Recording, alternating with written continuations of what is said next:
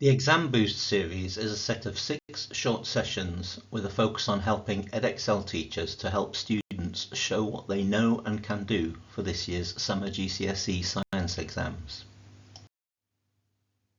In this session, we will be looking at short answer questions with examples of some strong and weaker answers at foundation and higher tiers. This slide gives an example of a short answer question from the summer 2023 papers, specifically from the biology strand of the combined science paper. The number 2 in brackets alongside the question indicates the total number of marks available, and each mark would be for correctly stating one other treatment for cardiovascular disease.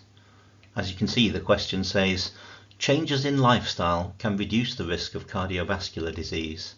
State 2 other treatments for cardiovascular disease. And this student has answered, eat healthy foods, balanced diet, and do lots of exercise to have good cardiovascular endurance. Many students didn't take note of the word other in the question, and therefore did not state types of treatment other than changes in lifestyle. The examiner report says that 1/4 of candidates scored here, with the majority of these getting just one of the 2 marks available. Candidates were given that changes in lifestyle can reduce the risk of cardiovascular disease, and although they were then asked to give 2 other treatments for CVD, many still gave 2 examples of changes in lifestyle, commonly improved diet and increased exercise. It's useful to note that even if these areas were required, improved or more healthy diet is not likely to be credited unless it's more specific, for example, reduce the fat in the diet. Those that scored here often gained just 1 mark for stating one other treatment, for example surgery, which was just sufficient to gain the mark, but then on line 2 gave an example of surgery, for example have a stent fitted for their 2nd treatment. This was deemed by markers to be the same marking point. The bottom line here, and in so many cases, is read the question and do what it asks. A very good habit for students to get into is to glance back at the question when they've answered it. Ask themselves, have I answered the question that was asked? As teachers, we can develop this skill amongst our students by giving them examples of other students' attempts at exam questions, from exemplars or from our own students' work from previous exams using the Access to Script service, and asking them exactly that question. Has this student answered the question that was asked? Here is a different student's attempt at the same question. As the examiner has pointed out in the examiner tip box, this candidate has done exactly what was asked in the question, and so this scores full marks. If the command word had been describe or explain, it would have been necessary to write more in the answer to gain the marks. This exemplar is part of a short answer question from a 2023 Combined Science Higher paper chemistry section, and it relates to the skill of evaluating a practical. The question says, explain one improvement that the student could make to the method to make the results more valid. The student has written, they could keep the dishes in the same room, making sure they had the same amount of sunlight access and temperature. 2 marks are available for an explanation of one improvement that the student could make to the method, outlined in the earlier part of the question. The command word is explain. This candidate gives a suitable improvement, but does not go on to explain it, and so only gains 1 mark. It's quite common for students to miss out on one of the marks available in an explain question in this way. It's only 1 mark, but the explain command word comes up a lot, so getting that distinction wrong has the potential to throw a significant number of marks in the whole paper.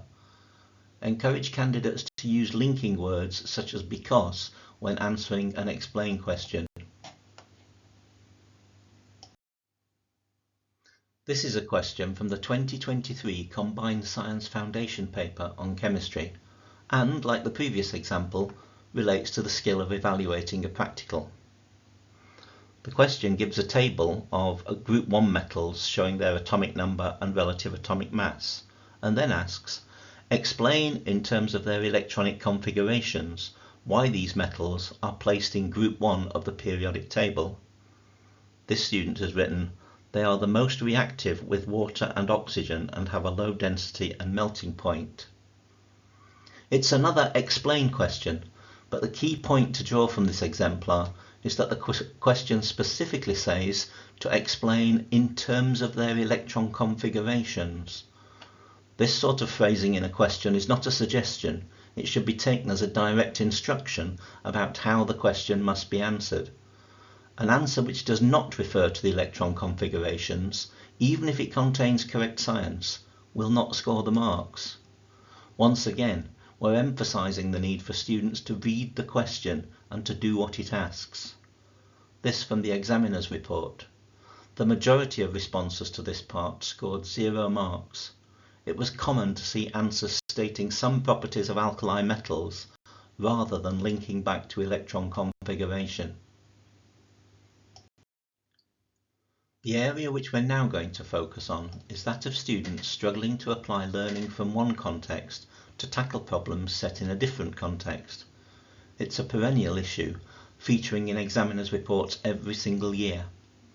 At both foundation level and higher level, examiners noted in their reports that successful candidates were willing to apply physics principles to the novel situations presented to them, but less successful candidates found difficulty in applying their knowledge to new situations. This example short answer question from the foundation tier paper described use of equipment which students should have been familiar with, light gate, simple pendulum, but to investigate something a little different. This part of the question required them to show how a ruler and set square might be used to measure the change in vertical height of the swinging pendulum bob. The question says, Figure 10 shows an end-on view of the ball's swing from its starting position. To measure the change in vertical height, delta h, through which the ball moves, a ruler could be used. Draw a ruler on Figure 10, placed in a position to measure the change in vertical height, delta h. The examiner has said, more than half of the candidates were able to put the ruler in the correct position. To measure the change in the height of the ball, the ruler had to cover the distance between the bottom of the ball and the top of the light beam. You can see that this student has correctly drawn in a ruler which meets the criteria for the marks. The examiner added to this exemplar the tip, make diagrams clear, and if necessary, add labels. Diagrams are frequently a good way of answering a question, even in questions where they're not specifically asked to draw one. A good diagram can make it easier to make an answer clear, particularly one referring to a practical situation, and labels on those diagrams are pretty much always necessary. This is the next part of the same question, another short answer part. This part says, describe how the measurement of the change in vertical height delta h could be improved using the set square. You may add to Figure 10 or Figure 11 to help your description. In a part of the page not shown on the screen here, a full diagram of a set square was included in the question so that candidates were in no doubt what a set square was. The student whose answer is shown here had correctly added a set square to their diagram. The examiner commented, although the diagram of a set square was given, the majority of candidates did not add this to their diagram to ensure the ruler was vertical, as this candidate did. Very few candidates were able to score 2 marks for this question. There were very few attempts to show the addition of the set square. To the describe part of the question shown here, this student has written, as the ruler is at a perfect right angle, making the vertical height easier to measure. You'll notice that the examiner has repeated the tip about the importance of labelling diagrams. You might find it astonishing that, although the question included a picture of a set square, and this part of the question specifically asked students to describe how the measurement of the change in vertical height could be improved using a set square, very few students actually added a set square to their diagram. Drawing it on the diagram would have been much easier than trying to describe in words how you would position it. Those setting the exam papers are required to include questions which challenge students to apply their knowledge and understanding of science to situations which are different to those contexts where they gained that knowledge and understanding. It's not by chance that students will be faced with unfamiliar contexts in exams. It will always be that way, and it's clear that students find this difficult. As teachers, we cannot possibly predict all of the possible contexts which exam setters might come up with to use in their questions. Our best strategy is to build the confidence of our students that they have learned the scientific principles and will be able to apply them in different situations where they still hold good. We can do this throughout the teaching course in a number of ways, including by giving students lots of practice of applying ideas that they've just learned in new and unfamiliar contexts, and by discussing possible other scenarios where their understanding of a new general science principle, perhaps one learned in a practical setting, would also apply.